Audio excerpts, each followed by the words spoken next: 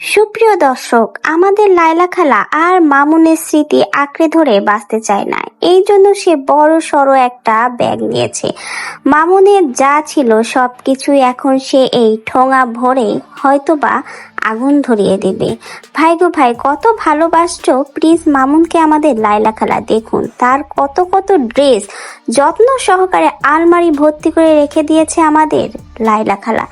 কিন্তু এখন আর না, লায়লা খালা বুঝে গেছে মামুন আর তার কাছে ফিরবে না। নতুন নৌকায় যে পাড়া দিয়েছে, এই জন্য মামুনের সব ড্রেস দেখুন একে একে সব কিছু টেনে হিসড়ে আলমারি থেকে নিচেই ফেলে দিচ্ছে। হায় রে হায়, কত ভালোবাসার জিনিসগুলো কত সুন্দরভাবে গুছিয়ে রেখেছিল। এই যে দেখুন ঠোঙা ভরে কত সুন্দর দামিও দামিও জুতা এমন ভাবে হাসড়াচ্ছে, মনে হচ্ছে মামুনকে পেলেই হয়তো ঠিক এই জুতার মতো করেই আশ্রাত। আফসোস, কিন্তু মামুনকে আমাদের খালা হাতের কাছে পেল না। দেখুন কত সুন্দর অর্নামেন্ট যা পরে মামুন সচরাচর ঘুরে বেড়াতো। আহা, কত যত্ন সহকারে রেখে দিয়েছিল আমাদের লায়লা খালা, এখন সব হাসরায় হাসরায় পাড়ায় পাড়ায় যাচ্ছে।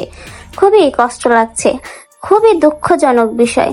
হাতের কাছে হয়তো মামুন রে পেলে ঠিক এভাবেই পাড়িয়ে পাড়িয়ে সোজা ঘুরে দিত আমাদের লায়লা খালা। লায়লা খালার জন্য খুবই কষ্ট লাগছে।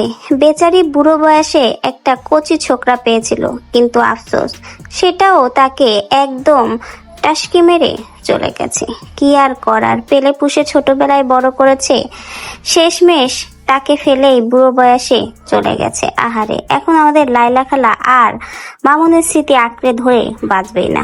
বুঝতেই পেরেছে মামুন আর তার কাছে ফিরে আসবে না। কত দামিও দামিও জিনিস কিনে দিয়েছিল, আর দেখুন এখন তাই হাসড়ে বিছড়ে সব নিচে ফেলছে। ভাইরে ভাই, মামুনকে যদি এভাবে পেতো আজকে এই ড্রেসের মতোই মামুনকেও হয়তো আমাদের লায়লা খালা টেনে হিসড়ে ছিঁড়ে ফেলতো কি তো জানি না, কারণ মামলারও একটা ভয় আছে, সেই জন্য হয়তো বা গোপনে কিছু করতো। তো যা হোক, খুবই কষ্ট লাগলো। কত স্মৃতি আঁকড়ে ধরে রেখেছিল, ভেবেছিল হয়তো ফিরে আসবে, কিন্তু যেটুকু আশা ছিল আমাদের লায়লা খালার মনে, মামুনের এই নতুন বিয়ের খবর শুনে সেই আশাটুকু একদম নিরাশায় পরিণত হয়েছে। এই জন্য তো দেখুন সবকিছু হাই হাই কিভাবে ছুঁড়ে ছুঁড়ে ফেলছে। মনে হচ্ছে মনের ভিতরের আগুন সব এভাবেই হাতড়িয়ে ভিসড়িয়ে এভাবেই সব ঢেলে দিচ্ছে। মামুনের শোকে বেচারার একদম বেহাল দশা, শোকে শোকে একদম মাথার তলা টাক পড়ে গেছে। সবাই একটু লায়লা খালার জন্য দোয়া করবেন যেন সে মামুনের শোকটা কাটিয়ে উঠতে পারে।